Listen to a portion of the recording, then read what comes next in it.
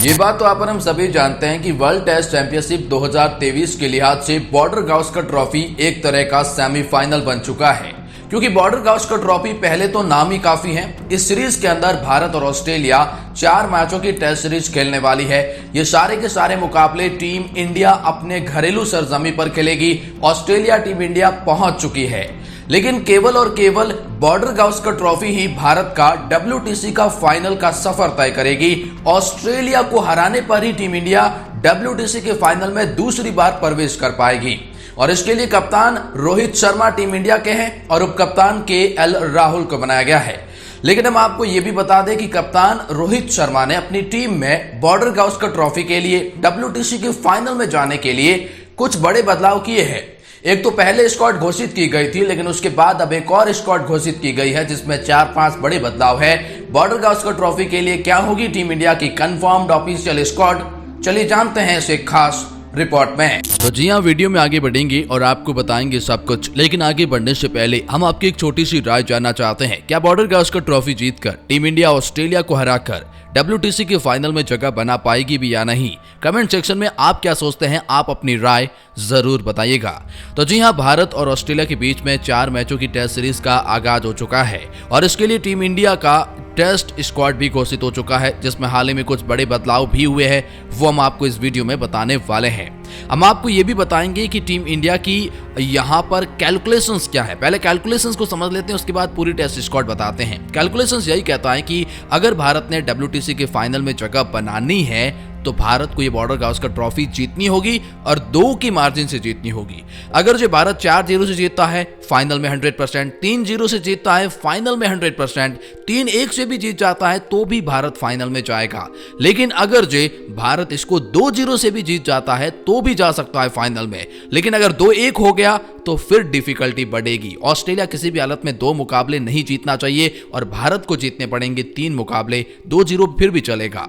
अब चलिए इसके लिए टेस्ट स्क्वाड क्या है जान लेते हैं। सबसे पहले बात करते हैं टॉप ऑर्डर के बारे में। तो इसमें नाम कप्तान रोहित शर्मा का दिया गया है।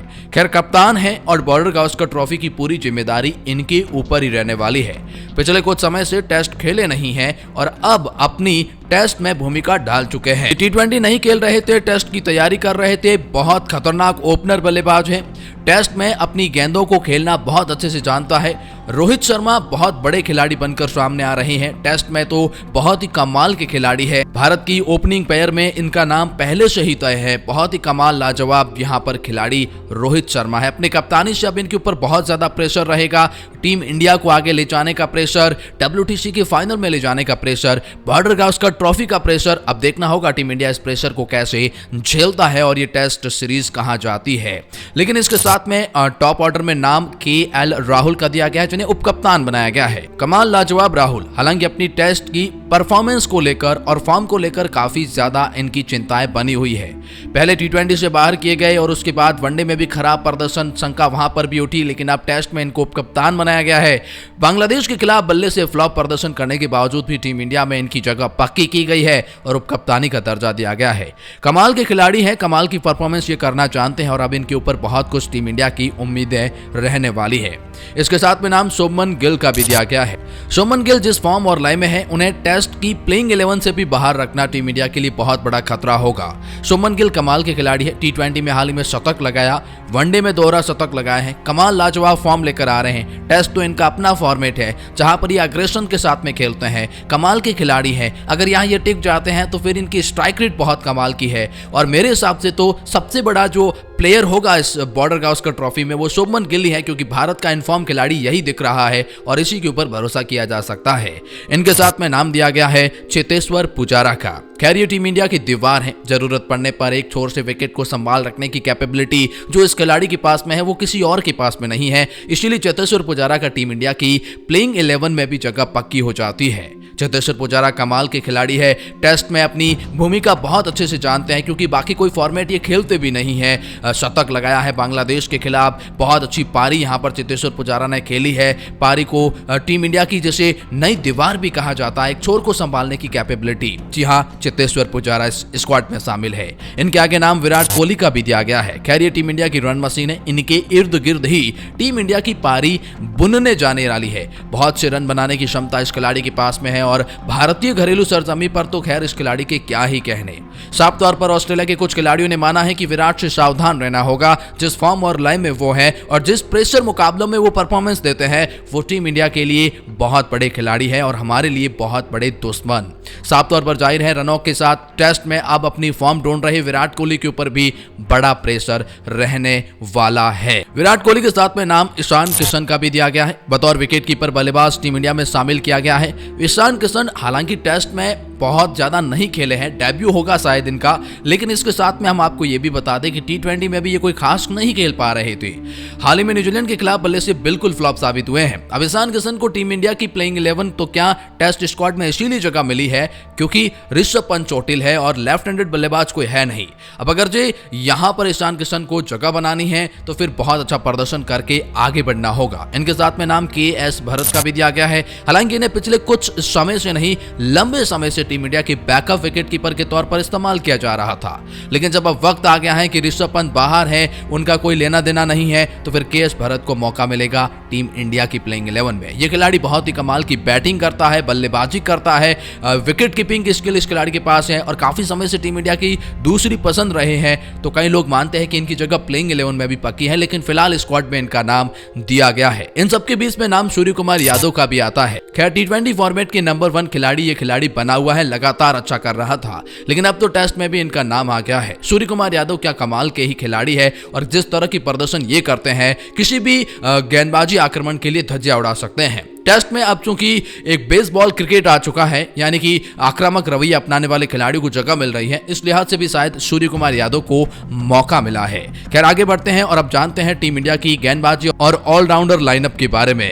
ऑलराउंडर लाइनअप में देखें तो सबसे पहला नाम आर अश्विन का आएगा। इसमें कोई दो राय नहीं कि आर अश्विन टीम इंडिया के सबसे बड़े खिलाड़ी टेस्ट में रहते हैं। जरूरत पड़ने पर बल्ले से भी कमाल का प्रदर्शन करते हैं, विकेट को बचाकर रखने की कैपेबिलिटी इनके पास में है।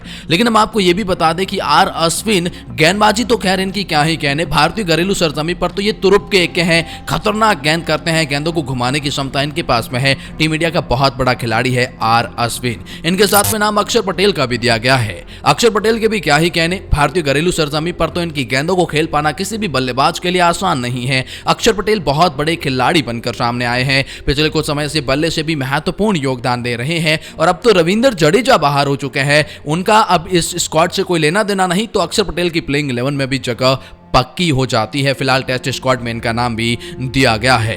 अब बात करते हैं गेंदबाजी लाइनअप के बारे में। कुलदीप यादव इस लिस्ट में सबसे पहला नाम आता है। कुलदीप यादव स्पिन डिपार्टमेंट में एक बहुत बड़ा नाम है, पिछले कुछ समय से तीनों ही फॉर्मेट में लगातार खेल रहे हैं, बहुत अच्छी गेंदबाजी कर रहे हैं और टीम इंडिया के इस स्क्वाड का हिस्सा बन जाते हैं, इसलिए कुलदीप यादव के ऊपर बहुत बड़ा प्रेशर रहेगा।